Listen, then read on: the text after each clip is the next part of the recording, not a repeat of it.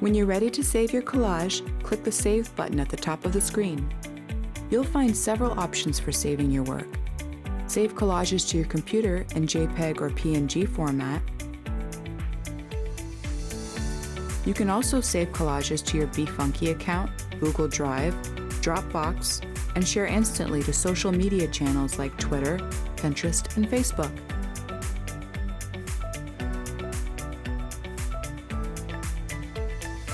And with the Save As Project option, you can save your collages in editable format, so you can open them at a later date and pick up right where you left off. Just give your project a name, choose the computer option to save the project to your computer as a .bfd file, or choose the BeFunky option to store your project within BeFunky for streamlined access, and click Save.